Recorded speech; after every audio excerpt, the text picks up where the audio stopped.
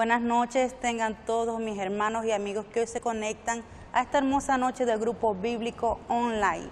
Desde ya te invitamos a que reúnas a toda tu familia y envíes el link a todos los amigos que necesitan de una palabra fresca en esta noche. Hoy es 5 de diciembre del 2020. Estamos en la recta final de este año que ha sido fuerte, pero a la vez bendecido por la mano poderosa del Señor. Yo te invito que hoy oremos para así pasar a un lindo pensamiento y a la alabanza para el Rey Dios Todopoderoso. Bendito Dios y Padre Celestial, en esta noche, Señor, te glorificamos, Señor, bendecimos tu nombre. Gracias, Padre, porque has sido bueno y has sido maravilloso. En esta noche queremos exaltar y glorificar tu nombre, Padre, porque has sido bueno y siempre lo serás. En el nombre de Jesús, amén y amén. Muy buenas noches, hermanos, Dios les bendiga. Iniciamos nuestro grupo bíblico con un pensamiento y dice así la palabra de Dios en segunda carta de Pablo a los Corintios, capítulo 5, versículo 18. Y leemos la palabra de Dios en el nombre del Padre, del Hijo y con la unción del Espíritu Santo. Y todo esto proviene de Dios, quien nos reconcilió consigo mismo por Cristo y nos dio el ministerio de la reconciliación. Que Dios estaba en Cristo reconciliando consigo al mundo, no tomando en cuenta a los hombres sus pecados, y nos encargó a nosotros la palabra de la reconciliación. Así que somos embajadores en nombre de Cristo, como si Dios rogase por medio de nosotros, os rogamos en nombre de Cristo, reconciliados con Dios. Amén. La palabra de Dios nos habla sobre el ministerio de la reconciliación y nos dice que así como Jesucristo nos reconcilió con el Padre, nosotros como líderes tenemos la obligación o el deber de reconciliar a las personas que lo necesitan con el Padre. Y que Jesucristo, eso fue lo que nos encomendó, que seamos embajadores. Podemos ver el versículo 20 donde dice, así que somos embajadores en nombre de Cristo. ¿Qué significa embajador? Embajador es una persona capacitada de llevar el mensaje a otra parte, a una nación diferente. Y él representa a su nación en un lugar diferente. Así como nosotros representamos el reino de los cielos aquí en la tierra, así nosotros, o como embajadores, debemos de llevar la palabra y reconciliar a las personas con Dios. Amén.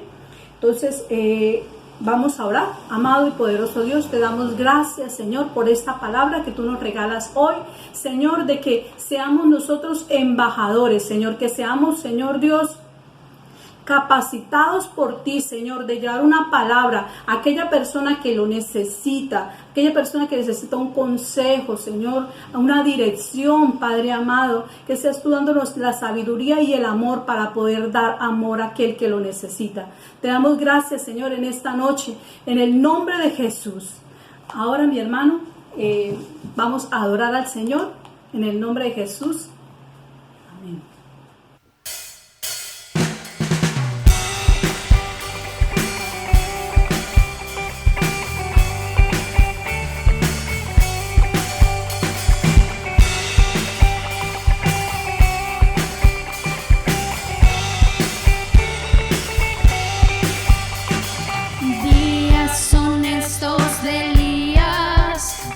Declaran palabra de Dios y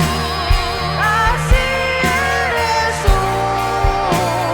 Así eres tú. Así eres tú.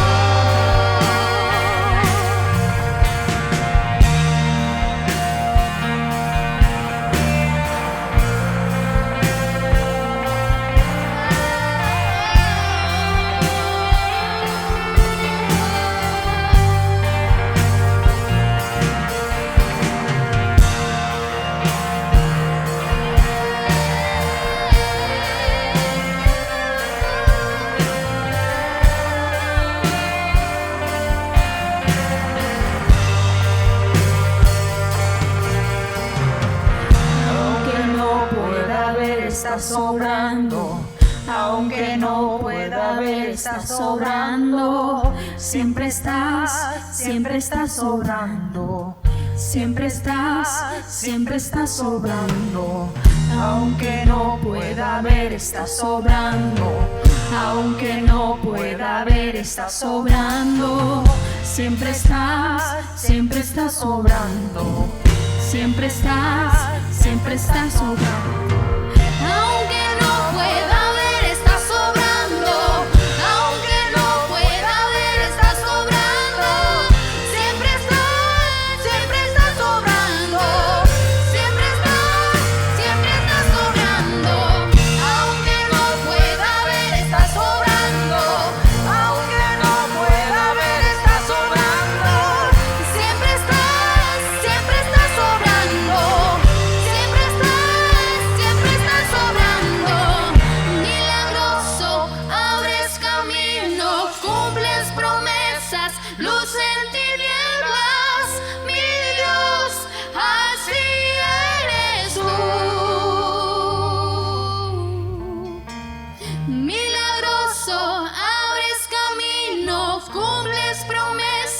luz en tinieblas, mi Dios, así eres tú, así eres tú, así eres tú, así eres tú.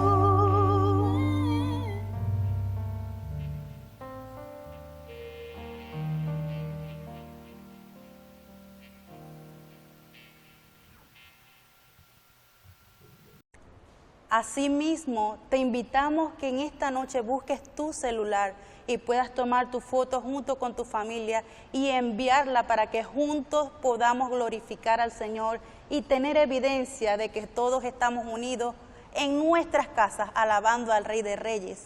Pero también te invitamos a que puedas buscar a tus niños para que puedan disfrutar de la palabra que hoy la profe Cheche tiene para ellos.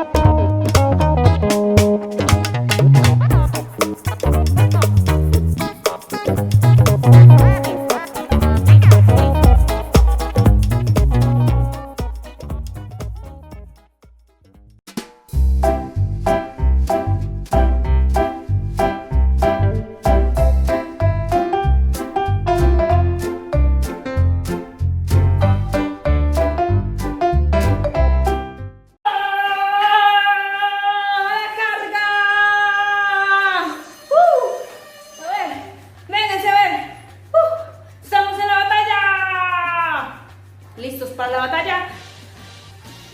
Sí, pero... ¿por qué me miran así? Es que...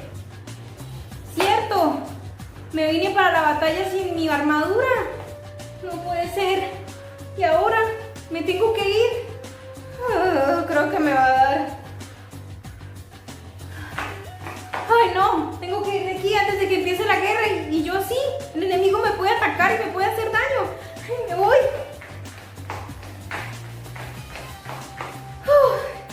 Menos mal.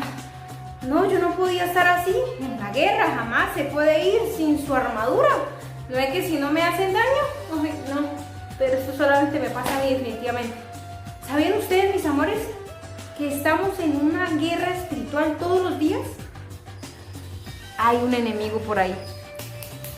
Un enemigo que anda como el león rugiente buscando a quien devorar. ¿Quieren saber quién es? Es Satanás. Satanás quiere acabar con nuestras vidas y quiere quitarnos de las manos de Dios. Pero no lo puede lograr porque imagínense que Dios nos dio a cada uno de nosotros una armadura para ponernos.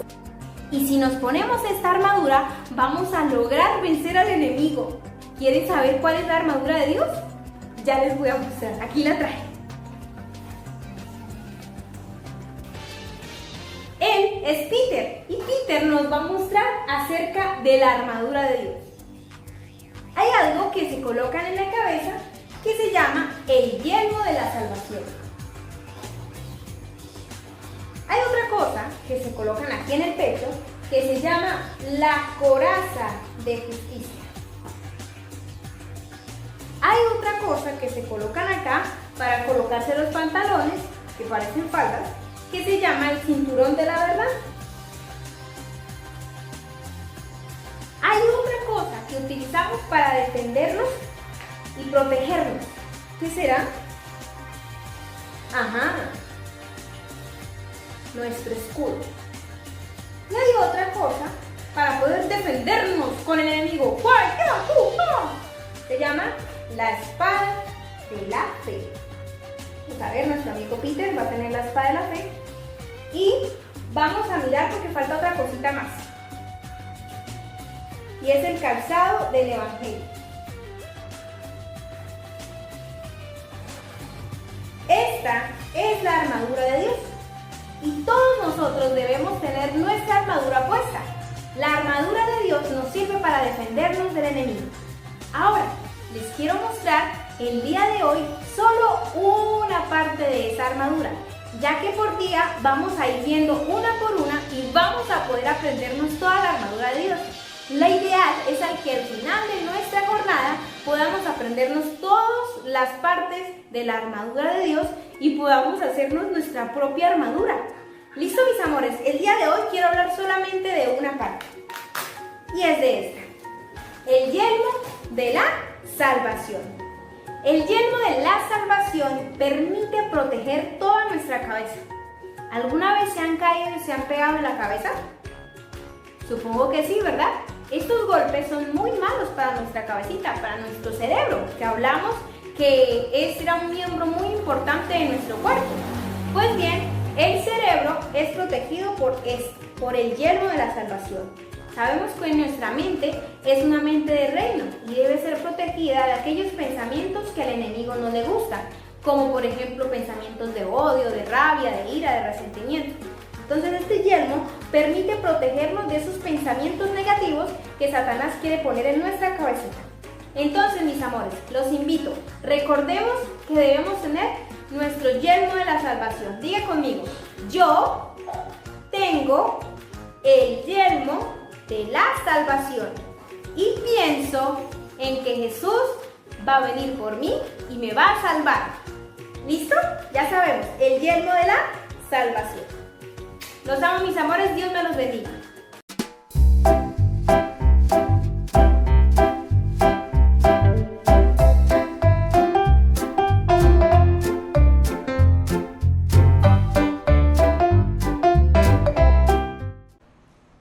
Vamos a alabar también al Señor de una manera muy especial, y es a través de la administración de los diezmos y las ofrendas.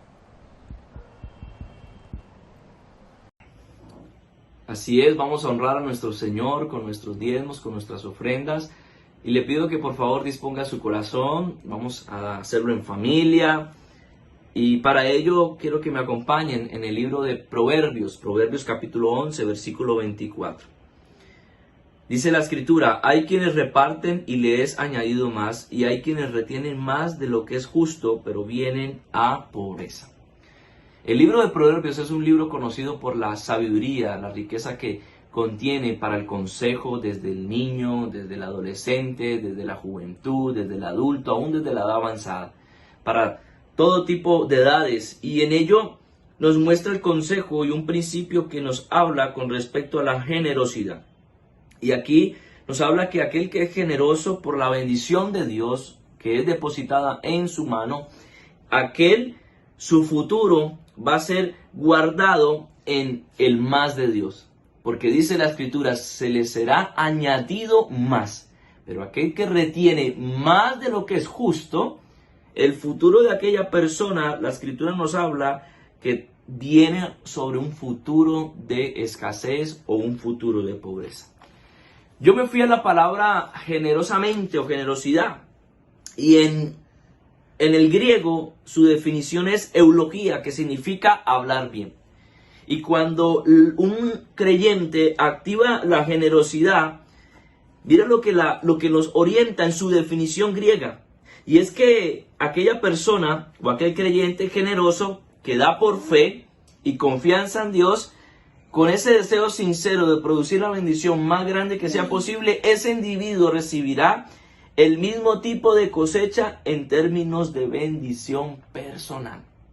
Qué lindo, porque la generosidad de la que viene de parte de Dios sobre nuestra mano, cuando se activa en nosotros para dar, con un acto de fe y con un corazón alegre y sincero delante de la presencia del Señor, de la misma manera, ese acto sincero provoca en tu futuro bendición y el añadir más de parte de Dios para tu vida. Qué lindo saber eso. Qué hermoso saber que nuestro futuro está guardado en las manos de Dios. Tu futuro está guardado en las manos de Dios. Los futuros de tus generaciones están guardados en las manos del Señor. Qué lindo es poder ser generoso en la presencia del Señor. Por eso honramos a nuestro Señor en este momento con nuestros diezmos, con nuestras ofrendas, porque Él es merecedor de toda nuestra generosidad, porque de Él es que proviene nuestra bendición. Así que te invito a que tomes tu ofrenda. Yo aquí lo voy a tomar con mi hijo va a toma tu ofrenda, Samuel. Sí, Señor, y yo tomo mi ofrenda, y juntos en familia vamos a orar, vamos a cerrar nuestros ojitos. Cierra tus ojos, Samuel. Padre, te damos gracias por la bendición que nos das. En el nombre de Jesús, Señor, bendecimos cada familia, bendecimos cada generación que se encuentra desde casa. Bendecimos, Señor, al trabajador, bendecimos a nuestro hermano, a nuestra hermana, Señor, que se encuentra en este momento conectado en la transmisión, disponiendo su corazón en su ofrenda, en su diezmo. Tu palabra dice, Señor, que tu fidelidad sobre nuestras vidas no escasea, y veremos tu provisión aún más, Señor, y nuestro futuro está asegurado en tu presencia.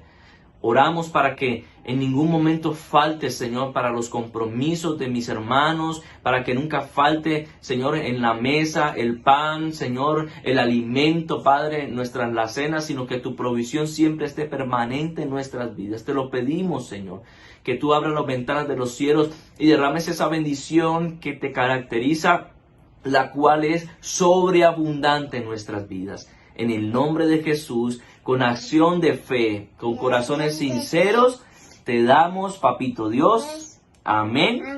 Y amén. Amén. Ahora, deposítalo en el alfolí. Nosotros aquí en casa tenemos uno dispuesto.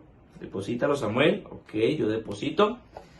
Y que tengas un hermoso día y sigue conectado en la transmisión, porque hay palabra de Dios para nosotros. Amén. Y culminamos este servicio con la hermosa palabra de Dios y con ustedes el expositor de esta noche. Buenas noches, mis hermanos, que el Señor les bendiga, que la paz de Dios esté con cada uno de ustedes. Le damos gracias a Dios por permitirnos una vez más estar aquí desde la distancia, cada uno desde su casa, pero estamos todos aquí preparados y reunidos para recibir la palabra del Señor. Y yo le invito a que vaya juntamente conmigo al Salmo capítulo 20, versículo 7, que dice de la siguiente manera: unos confían en carros y otros en caballos, mas nosotros del nombre del Señor nuestro Dios tendremos memoria. Este versículo me habla acerca de la capacidad de argumentos, de armas de guerra que tenían algunos ejércitos para librar batalla. Mas el salmista dice: no importa cuántos carros de hierro, cuántos ejércitos y cuántos caballos posea el otro ejército, nosotros confiamos en nuestro Dios. Y este versículo también nos habla de la debilidad que hay en confiar en las cosas materiales y la fortaleza que hay en que nuestra confianza esté en el Señor, nuestro Dios. Y quiero hablarles acerca de algunos versículos que nos ayudarán y algunos relatos históricos que nos ayudarán a entender esto y cómo es que nosotros debemos orientarnos y comportarnos dentro de una adversidad o simplemente en tiempos difíciles como los que estamos viviendo. Me dice la palabra que en el tiempo de los jueces, en el libro de los jueces, habla de un hombre llamado Gedeón, un hombre que estaba en una familia humilde, en una tribu humilde, y que en sus días había un ejército armado, completamente armado, que se llamaban los madianitas. Y estos, cada vez que había el tiempo de cosecha, venían a robarles el trigo, la cebada, venían a quitarle todo lo que era su alimento. Y dice la palabra que por miedo se escondían en las cuevas y solamente salían ya cuando los nómadas madianitas se llevaban todo lo que ellos tenían. Me dice la palabra del Señor que un día un muchacho llamado Gedeón había escondido un poco de la reserva de su trigo y un ángel de Dios se le presentó y le dijo: varón esforzado y valiente. Y él decía: no, pues ¿acaso es eso conmigo si yo soy el menor de mi familia? Una familia humilde, y de toda la familia de mi tribu nosotros somos los más humildes. ¿Cómo te vas a referir a mí? Y es que en ese momento Dios le estaba hablando al hombre que iba a librar a Israel de la mano de los madianitas. Y usted me dirá: pero ¿por qué entonces Gedeón no cree la palabra?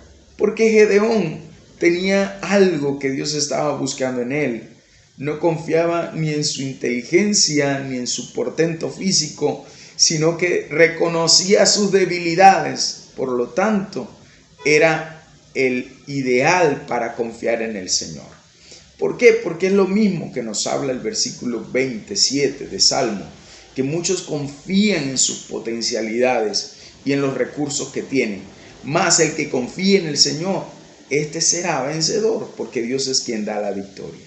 Y dice la palabra que él en muchos momentos dudando le pidió confirmación a Dios una vez, otra vez, y lo volvió a hacer. Y Dios de todas las maneras le confirmó. Y Dios le dijo: quiero que vayas a pelear, reúne a toda la gente. Y reunió un gran ejército.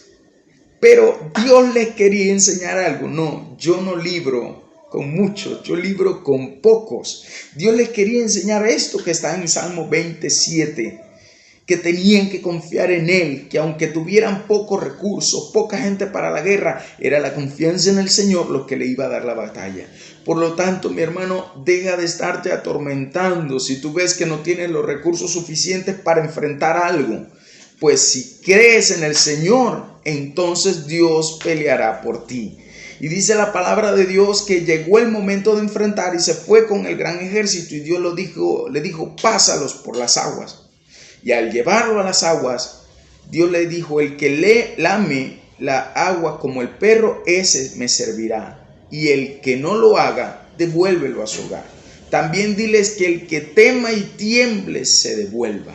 Y así comenzó la liberación de la batalla del pueblo de Israel.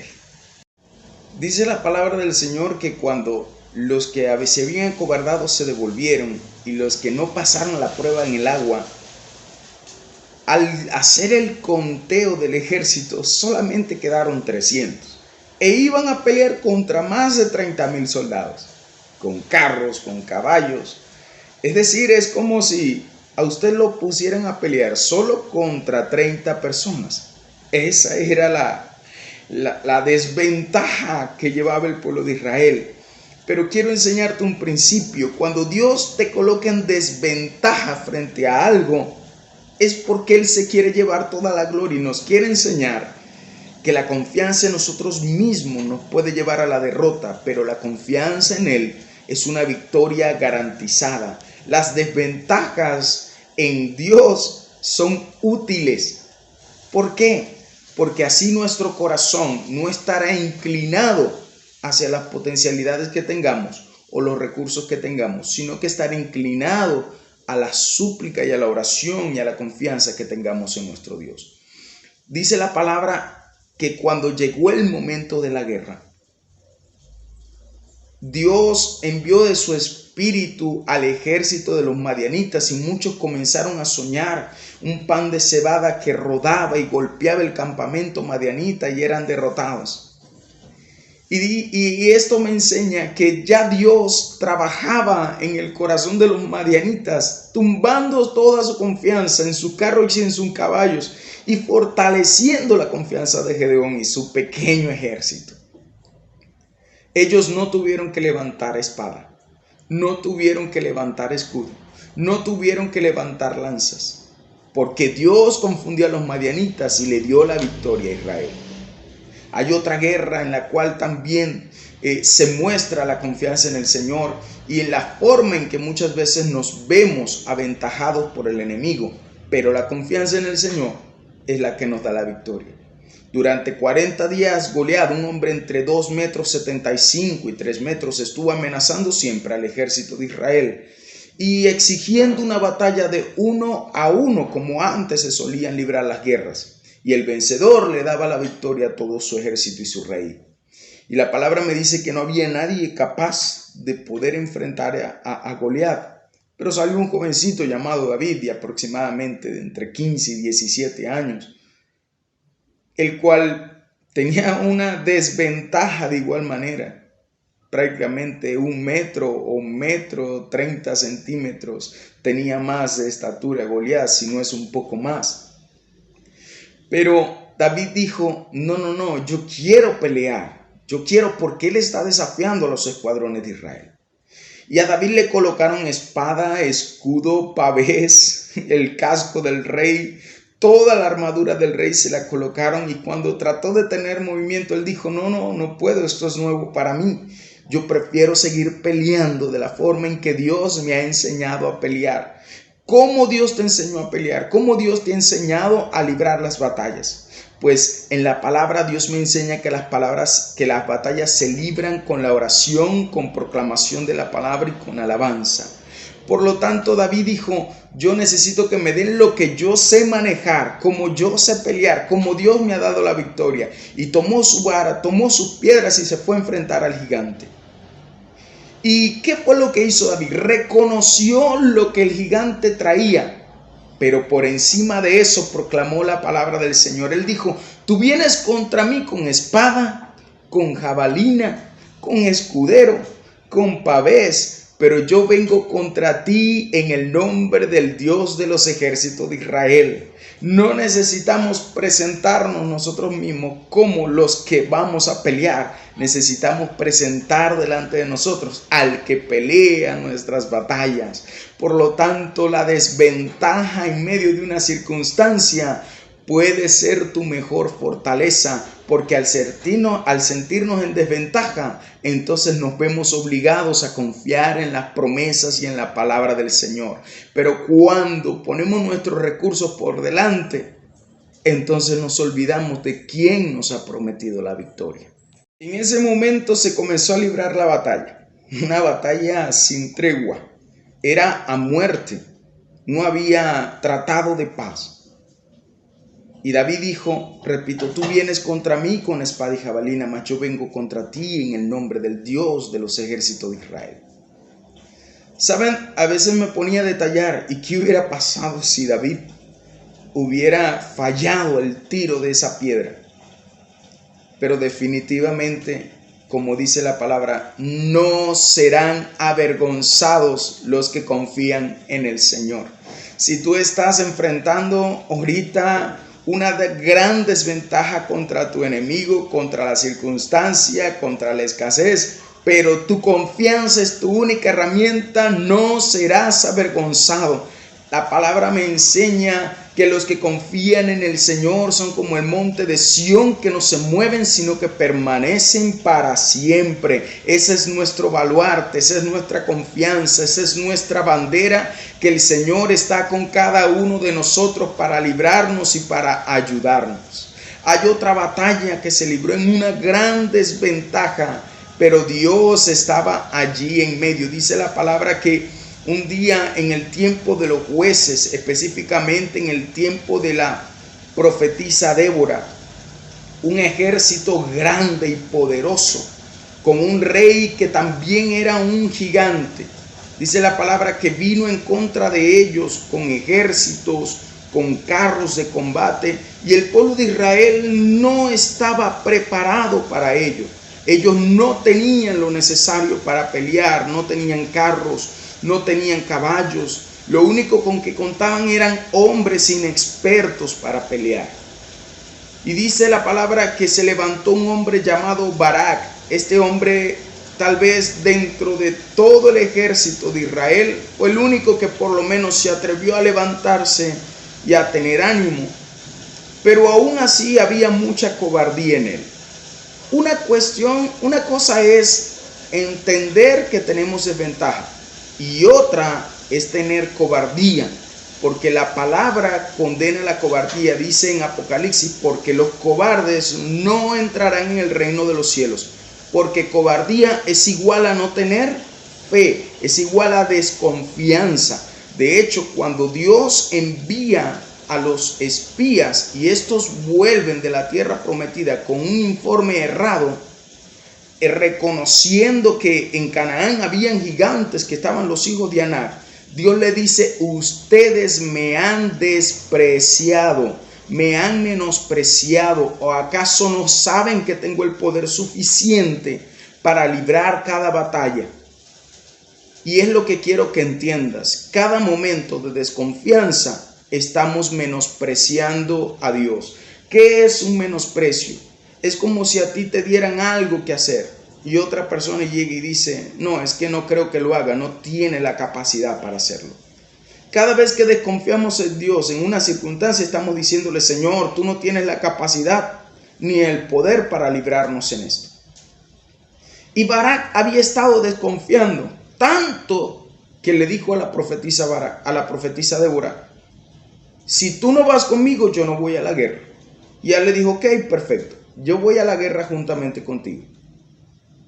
Pero entiende algo: la victoria vendrá por medio de una mujer. Al no confiar en el Señor, tal vez Dios tenga misericordia nuestra, pero Dios siempre honrará a los que en Él confían. Y Débora sabía que Dios les daría la victoria. El gran ejército que iban a enfrentar estaba lleno de carros de hierro, de muchos caballos, pero Dios no necesita de muchos para librar. Dice la palabra que aunque el caballo se prepare para la guerra, Dios es el único que da la victoria, mi hermano.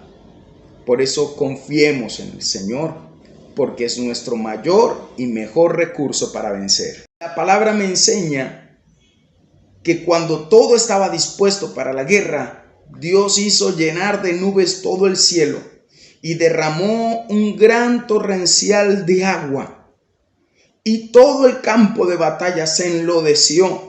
¿Y qué pasó con los carros del ejército enemigo? Todos se atascaron, todos los caballos quedaron allí hundidos en el fango, y toda su confianza quedó allí en el lodo. ¿Por qué? Porque no pudieron pelear, huyeron.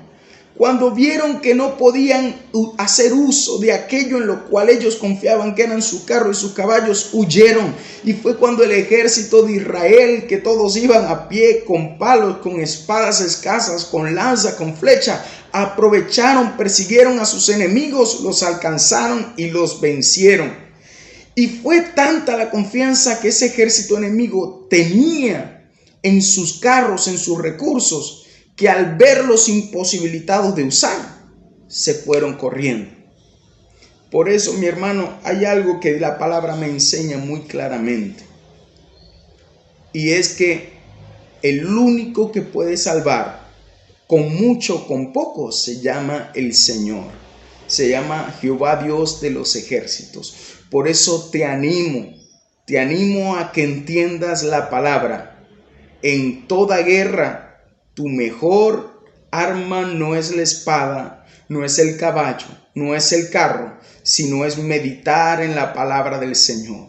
¿Cómo culminó la guerra de Débora y Barak? Cuando el rey huyó, el rey contrario, enemigo, huyó, que era un hombre de más de 3 metros. Dice la palabra del Señor que encontró una carpa. Y allí se metió, le pidió a la mujer que estaba en la carpa que lo cubriera porque Barak lo venía persiguiendo. Y ella le dijo: sí, mi señor, escóndase acá. Le dio algo de tomar y lo cubrió con sábanas y almohadas. Y dice la palabra que la mujer tomó una estaca, y cuando él estaba dormido, se la enterró en la sien. Y se cumplió lo que Débora había dicho, que Dios traería victoria por medio de una mujer. Esto es lo que quiero enseñarte en esta noche. Las victorias que Dios ya ha destinado para nosotros se arrebatan por medio de la confianza, no por medio de estrategias humanas. La victoria que ya Dios ha preparado para ti se alcanza por medio del poder de su Santo Espíritu. Y para cerrar, quiero traerte a colación la historia de Zorobabel, un hombre que vino del exilio junto con algunas personas del pueblo de Judá. Y cuando él comenzó a construir el templo, tuvo oposición por todos lados. No contaban con los recursos financieros, no tenían la gente suficiente para esforzarse. Pero Zacarías, Dios lo levantó, también levantó a Ageo. Pero Zacarías profetizó una palabra muy poderosa que dice: porque Dios, esto no es con fuerza ni poder, sino con su Santo Espíritu. Y es lo que te vengo a decir, es lo que me dice el Salmo 27, que esto no es con fuerza ni poderío humano, mas con su Santo Espíritu. Tu mejor recurso es la confianza en el Señor y la llenura de su Espíritu Santo. Zorobabel, a pesar de que había un decreto en contra de que no podía seguir la obra de reconstrucción del templo, en el poder del Espíritu, él se levantó junto con todos los que estaban con él, restauraron el altar, adoraron al Señor, levantaron sacrificio. Pero lo hicieron porque el Espíritu de Dios estaba en ellos. Y quiero concluir con esto. Mi hermano, hoy nos toca librar una grande batalla, pero no la libremos con las armas naturales. Librémosla con el poder del Espíritu Santo del Señor y nuestra confianza en Él. Que la paz del Señor esté contigo y con cada uno de nosotros, y que Él sea muro de fuego a tu alrededor, y que pueda ser bendecido junto con toda tu casa. Dios le bendiga. Recuerda, no es con fuerza ni poder, sino con su Santo Espíritu. Dios les bendiga. Y así de esta manera culminamos. Muchísimas gracias por